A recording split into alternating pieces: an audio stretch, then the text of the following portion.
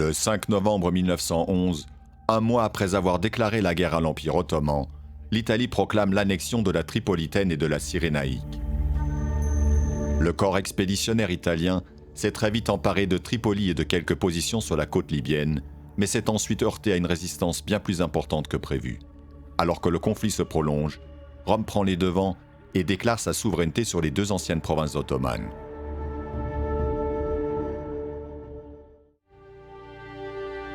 Entré tardivement dans la course au partage de l'Afrique, le jeune État italien cherche à s'y constituer, comme ses voisins européens, un empire colonial.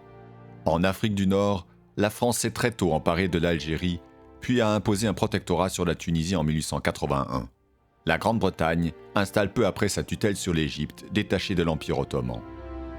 En 1911, le Maroc, enjeu des rivalités entre Paris et Berlin, est finalement sur le point d'être annexé par la France après la crise d'Agadir et les pourparlers qui ont suivi. Pour l'Italie, avec l'assentiment de Paris, c'est le moment de revendiquer manu militari les dernières possessions ottomanes sur les rives de l'Afrique. 2 décennies après l'échec de l'invasion de l'Éthiopie, la classe politique transalpine est de nouveau gagnée par le mythe de la colonisation civilisatrice et l'idée que l'expansion coloniale est la solution à la question de l'émigration et aux problèmes de la société italienne. Mais la conquête de la Libye n'est pas une simple promenade, ni le triomphe de la civilisation claironné par la propagande coloniale.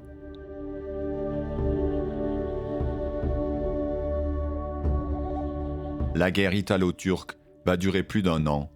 Le corps expéditionnaire s'enlise dans une guerre de position, les Turcs résistant avec l'appui des tribus arabes.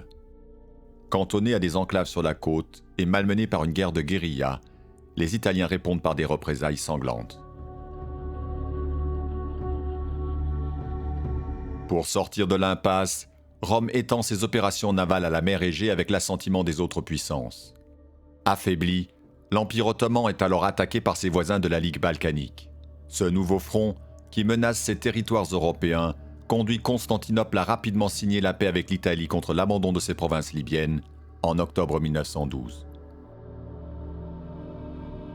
Mais après le départ des Turcs, la guerre de conquête se poursuit et il faut de brutales campagnes de pacification jusque dans les années 30 avant que la Libye ne devienne sous les fascistes une colonie de peuplement.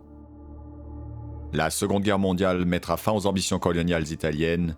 Occupée par les Alliés, la Libye devient indépendante dès 1951. Une indépendance formelle qui ne met guère un terme aux interventions des puissances étrangères.